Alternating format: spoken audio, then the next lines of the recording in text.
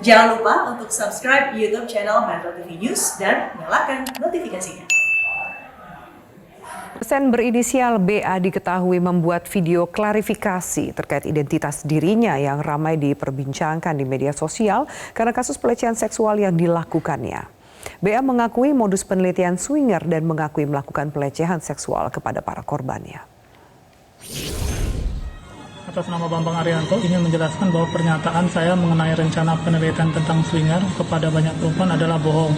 Karena sesungguhnya saya lebih ingin berfantasi swinger secara virtual. Pemirsa, selain mengakui modus penelitian swinger demi fantasi seksual dan mengakui pelecehan seksual fisik terhadap sejumlah korban, BA melontarkan permintaan maaf kepada semua orang yang merasa menjadi korbannya.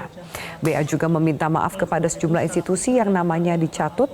BA mengaku tengah melakukan penyembuhan terhadap perilaku penyimpangan ini, didampingi oleh istrinya, psikolog dan psikiater.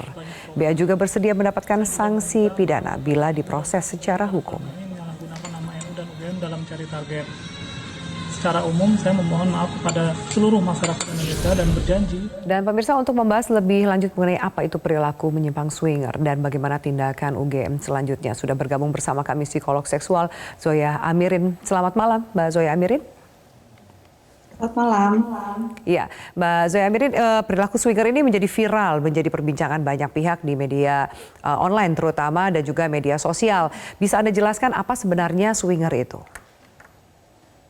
Swinger ini sebenarnya intinya bukan sebuah penyimpangan perilaku seksual, tapi merupakan variasi, gitu ya. Meskipun ini bukan sebuah penyimpangan, tapi ada beberapa pasangan yang relatif memilih ini sebagai variasi dari hubungan seksual pernikahan mereka, gitu. Yang menjadikan ini adalah banyak orang yang menduga ini adalah sebuah penyimpangan, tapi sebenarnya sesimpel bahwa swinger itu adalah dua pasang suami istri saling bertukar pasangan, gitu ya, untuk menambah variasi di dalam hubungan seksualnya.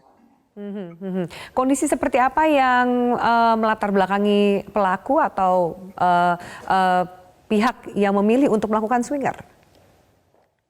Kalau dari pelaku saya kurang tahu ya, karena informasinya sangat-sangat terbatas, apalagi tujuannya dia adalah untuk melakukan pelecehan seksual.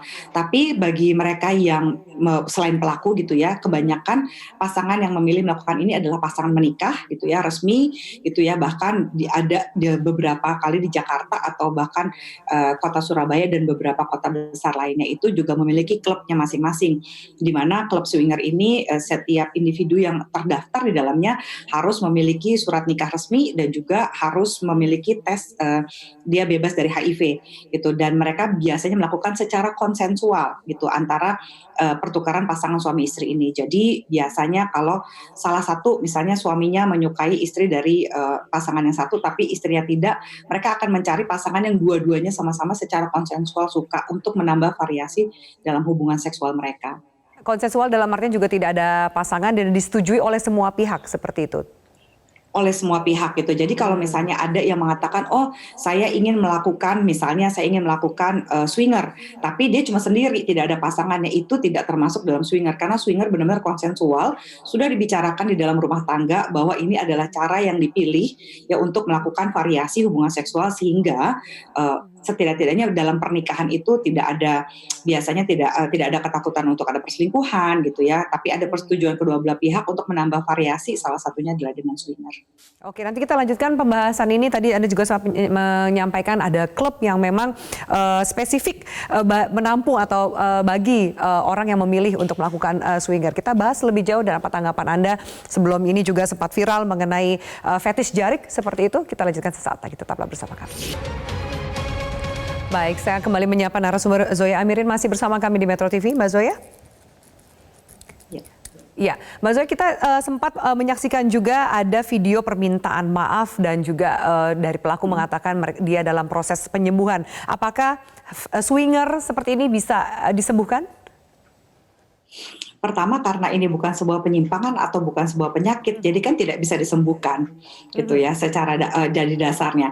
Nah, yang menjadi masalah buat saya adalah tidak konsensualnya ini, berarti dia tidak memiliki social skill, gitu kan, yang sehat, dan dia juga dengan mudahnya meminta maaf karena melihat mungkin daripada saya diserbu massa dan sebagainya. Jadi saya melihat kayaknya ini sulit gitu ya disembuhkan. Terapi seperti apa gitu yang mau dilakukan, karena pertama ini bukan penyakit, dan kedua dia membutuhkan social skill untuk bisa mengekspresikan seksualnya tanpa melecehkan orang lain.